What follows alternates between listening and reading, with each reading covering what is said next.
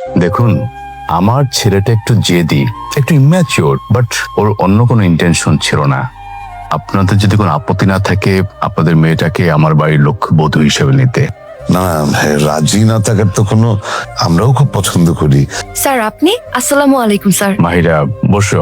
আমি এখানে তোমার বাসায় তোমার স্যার কিংবা বস হিসেবে আসিনি, আমি এসেছি রায়ানের বাবা হিসেবে। দেখো মা, রায়ান তোমাকে ভালোবাসে, আমি চাই যে তোমাদের বিয়েটা হয়ে যাক। স্যার আপনি বড় মানুষ, আমি আপনাকে অনেক সম্মান করি, কিন্তু তারপরেও আমি এই প্রস্তাবে রাজি হতে পারছি না। রায়ান স্যারের প্রতি আমার কোনো অভিযোগ নেই, কিন্তু তাকে আমি বিয়ে করতে পারবো না। কেন মা, তোমার আপত্তি কোথায়? কোনো সমস্যা থাকলে আমাকে বলো, আমি তোমার বাবা মার সাথে কথা বলেছি, তারা তো রাজি। রাজি?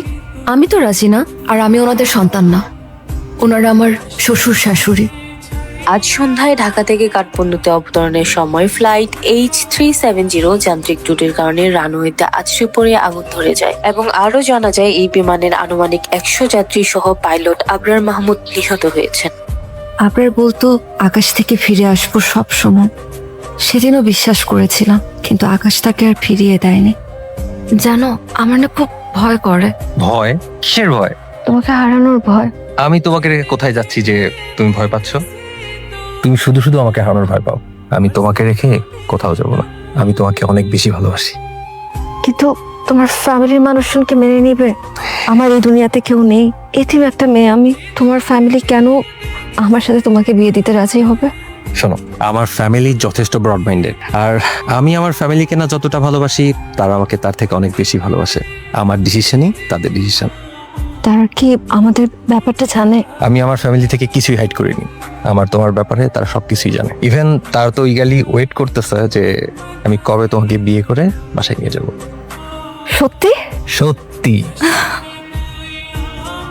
মানুষ বলে সময় সব ভোলায়, কিন্তু আমার সময় সেই দিনই থেমে গেছে।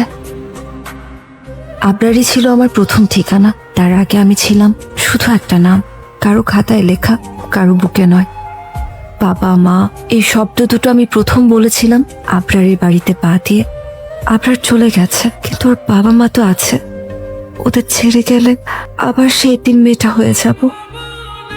আমি ওনাদের ছেড়ে যেতে পারবো না, এটা দায়িত্ব না, এটা ভালোবাসা।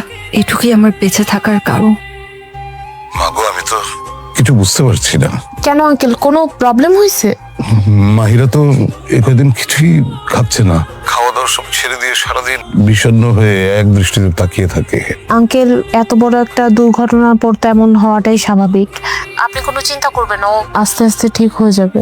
না না, এভাবে এভাবে চলতে থাকলে ওকে বাঁচানো যাবে না মা। ওর কষ্ট আমার সহ্য হচ্ছে না মা। আচ্ছা, একটা কাজ করা যায়, ওকে তুমি কয়েকদিনের জন্য তোমার কাছে নিয়ে যাও। এদিন মেয়েটার কেউ তো নাই।